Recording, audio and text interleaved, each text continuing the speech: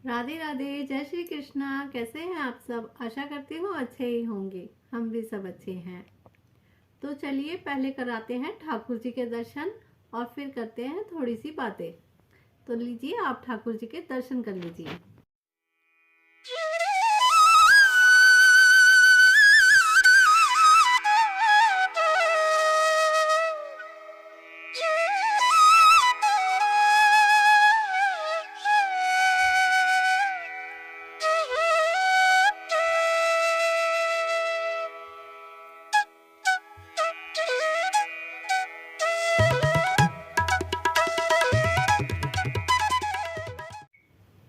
तो करोगे सेवा तो मिलेगी मेवा, ये कहावत किसी ने गलत नहीं बनाई। सेवा करोगे तो मेवा मिलती ही है।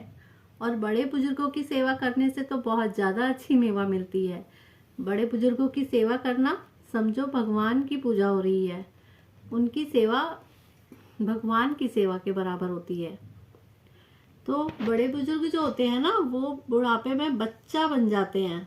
ये कहना गलत नहीं है कि बूढ़ा जो होता है उसके अंदर बचपना आ जाता है। वो सचमुच बचपना आ जाता है, और उस बचपने को जिसने बर्दाश्त कर लिया, झेल लिया, तो क्या है, घर में हम बच्चे जो हैं वो उस चीज को नहीं झेल पाते, बर्दाश्त नहीं कर पाते, और उन्हें उल्टा सीधा बोल देते हैं, घर से निकाल देते हैं।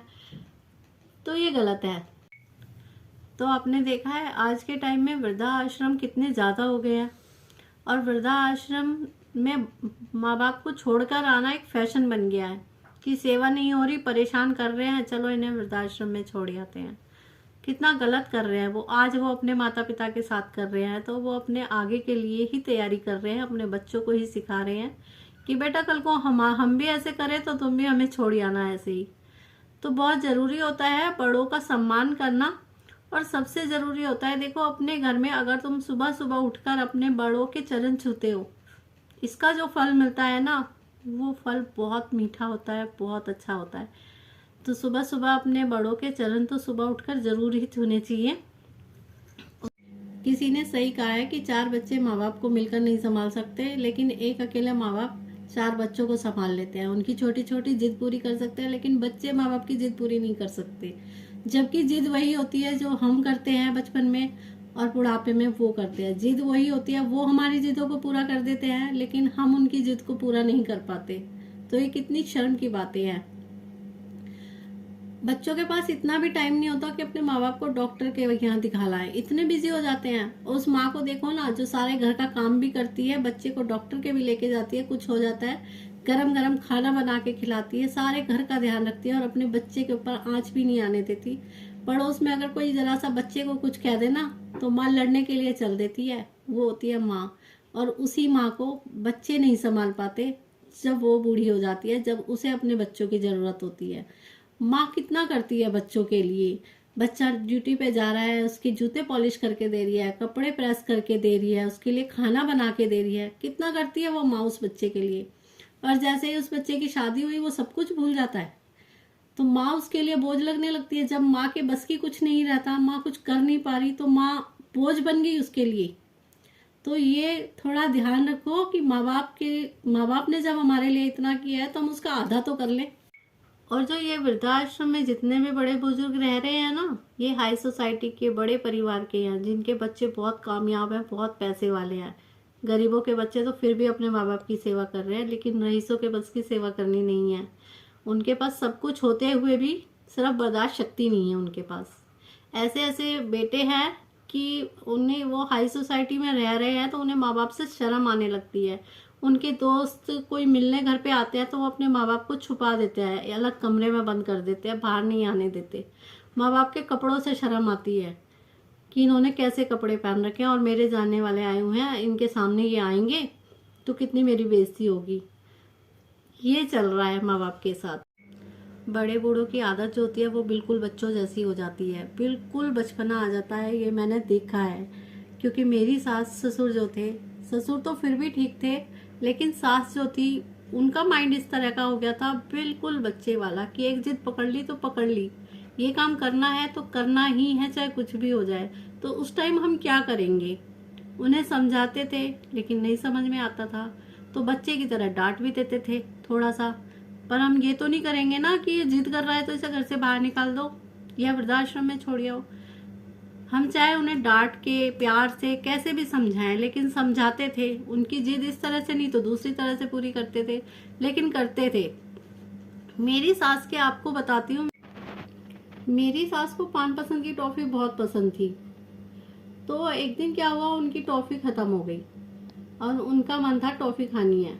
देखो ये टॉफी वाली बात बिल्कुल बच्चे वाली बात है, आपको यकीन नहीं आएगा, लेकिन ये सच्ची बात है। अड़ोस पड़ोस में भी पता है सबको, क्योंकि इस बात पे उन्होंने बहुत शोर मचाया था। उन्हें पान पसंद की टॉफी पसंद थी और उस टाइम बच्चों को भेजा बाहर लेने के लिए कि ये वाली टॉफी ले आओ, तो वो टॉफी नहीं मिली।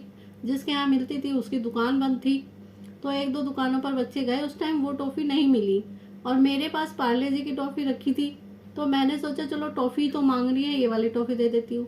तो उन्होंने वो टॉफी नहीं खाई। मैंने ये भी कहा कि एक बार मुंह में डाल के तो देखो, टेस्ट तो करके देखो। नहीं, मैं ये खाती नहीं हूँ, मैं तो वही खाऊंगी, वो पान पसंद की ही टॉफी खानी है, वो ऐसी नहीं होती, मुझे वही टॉफी खानी है। इस टॉफी के पीछे उन्होंने कई घंटे शोर मचाए रखा। अब आप बताओ कि वो टॉफी हम कहाँ से ला के दे, जब आसपास कहीं मिल ही नहीं रही। और घर में जो थी वो मैंने दी कि ये टॉफी खा लो, लेकिन नहीं, उन्हें वही टॉफी खानी है। तो इस बात पे उन्हें थोड़ा सा डांटा भी, समझाया भी काफी चीजों से। जैसे बच्चों को नहीं बहलाते, कभी कुछ दिखा दिया, अच्छा ये नहीं तो ये वाली खा के देख लो, ऐसे उन्हें बहलाना पड़ा था। ये कितनी छोटी बात है, बिल्कुल बच्चों वाली आदत है। कोई यकीन भी नहीं मान सकता कि वो एक टॉफी के लिए उन्होंने ऐसा किया।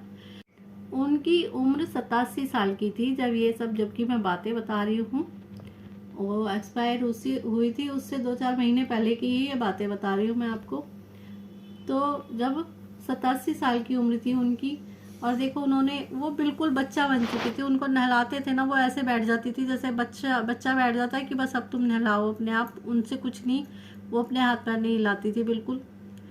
तो हर एक काम बच्चे की तरह, उनके नेल्स काटने पड़ते थे, बच्चे की तरह उनके नेल्स काटो, उनको नहलाओ, उनको अपने हाथ से खिलाओ। तो ये सारी आदत उनके अंदर आ चुकी थी, बिल्कुल बच्चे वाली। तो अब हमें उन्हें ऐसे ही संभालना है जैसे हम बच्चों को संभालते हैं। और ये मैंने आपको एक ही किस्सा बताया है, छोटा सा, लेकिन आप ये सोचो हमारे साथ ऐसे बहुत सारे किस्से हुए हैं, बहुत सारे, जो कि मैं बताने लगूंगी तो कई दिन निकल जाएंगे। तो ऐसे रोज ही किसी ना किसी बात पे ऐसे ही वो जिद पकड़ लेती थी कि ये चीज़ ये नहीं चाहिए, ये चाहिए, आज ये नहीं पहनना, यही पहनना है। 9 बजे रात को वो नहाने के लिए चल देती थी, ऐसा माइंड हो गया था उनका। सर्दियों के टाइम में, जनवरी का महीना था, 9 बजे नहाने के लिए चल रही हैं कि मतलब मैं नहाऊंगी, अभी नहाऊंगी, मुझे तो गर्मी लग रही है। उस टाइम कितना गुस्सा आता है, और कितना हमने डांट के जबरदस्ती उनको बैठाया कि नहीं नहीं नहाना, रात हो रही है, 9 बज रही है, सर्दियां हैं। तो ये चीज़ें बच्चों को झेलनी पड़ती हैं, जो कि मैं कहती हूँ इन चीज़ों को बर्दाश्त करके ही बड़े बुजुर्गों की सेवा कर सकते हैं हम। हमें सिर्फ बर्दाश्त शक्ति की ज़रूरत है। आज के टाइम में क्या है, बर्दाश्त शक्ति ख़त्म हो गई है बच्चों के पास, और वो बर्दाश्त नहीं कर पाते। तो उन्हें एक ही रास्ता सूझता है कि बस माँ बाप को मारो, पीटो, घर से निकाल दो, वृद्धाश्रम में छोड़ाओ। ये सिर्फ एक बर्दाश्त शक्ति की वजह से। और अगर हम बर्दाश्त करेंगे, हाँ उनकी आदत हो जाती है ऐसी, मुझे पता है कि उनको संभालना बहुत मुश्किल है। हम उनको सब कुछ देंगे, वो फिर भी जाके सबको कहेंगे कि नहीं मुझे कुछ नहीं मिलता। क्यों? इस उम्र में आके वो नेचर ऐसा हो जाता है, जो कि शायद भगवान न करे हमारे साथ भी बुढ़ापे में ऐसा हो, क्योंकि बुढ़ापे में ये चीज़ें, आदतें आ जाती हैं अपने आप। कोई नहीं चाहता कि मैं ऐसा करूं, लेकिन वो कुदरती चीज़ें होती है जो आ जाती है, तो ये अपने आप होने लगती है। और हमें इन चीज़ों के लिए बर्दाश्त शक्ति की ज़रूरत है। प्लीज़ अपने बड़े बुजुर्गों की बहुत सेवा करिए, थोड़ी सी बर्दाश्त शक्ति की ज़रूरत है, बर्दाश्त शक्ति रखिए और बहुत सेवा करिए।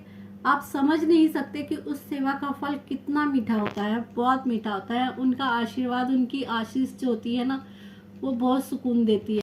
आप उनके साथ कितना गलत भी कर लो ना, आप जब अकेले में बैठोगे ना, तो आपकी आत्मा फिर भी रोती है। कहीं आपको लगता है कि आपने कुछ गलत किया है, ये महसूस होता है। हम गुस्से में उनको उल्टा सीधा बोल देते हैं, लेकिन बाद में हमें महसूस होता है कि हमने बहुत गलत किया, हमें ऐसा नहीं करना चाहिए था। तो सोचो अगर हम उनकी सेवा करेंगे तो हमारी आत्मा भी कितनी खुश रहेगी कि हाँ हमें कितना सुकून मिलेगा कि हाँ हम अच्छा काम कर रहे हैं। और जब वो चले जाएंगे ना, तो बहुत दुख होगा, और उन्हीं बातों को याद कर करके रोगे कि हमने बहुत गलत किया, काश हम ऐसे नहीं करते। बड़े बुजुर्गों का और कुछ सहारा नहीं है, तो घर में बैठे घर की रखवाली करते हैं। आज मम्मी पिताजी नहीं है तो हमें चुप ना रहना पड़ता है, दरवाजा बंद करके रखना पड़ता है, ध्यान रखना पड़ता है कोई आवाज ना दे रहा हो, कोई आ ना जाए। और जब वो थे तो पता था दरवाजा खुला भी है तो कि मम्मी पिताजी है, देख लेंगे। इतना तो सहारा रहता है उनका कि वो बैठे हैं, चाहे वो कुछ नहीं कर पा रहे फिर भी हम निडर रहते हैं, बिल्कुल डर नहीं लगता कि वो बैठे हैं। तो इसलिए थोड़ा सा सब्र, थोड़ी सी बर्दाश्त शक्ति, थोड़ा सा ये चीज़ें अपने अंदर लाओ और अपने बुजुर्गों की सेवा करो। बहुत अत्याचार हो रहा है आज के टाइम में बुजुर्गों के ऊपर। जो वीडियो देखते हैं इधर उधर से या न्यूज़ में सुनते हैं तो बहुत दुख होता है। बस यही कहना है कि सिर्फ इस चीज़ के लिए हमें कुछ नहीं चाहिए, बर्दाश्त शक्ति चाहिए। तो आपको मेरी ये सब बातें कैसी लगी बताना। राधे राधे, जय श्री कृष्ण।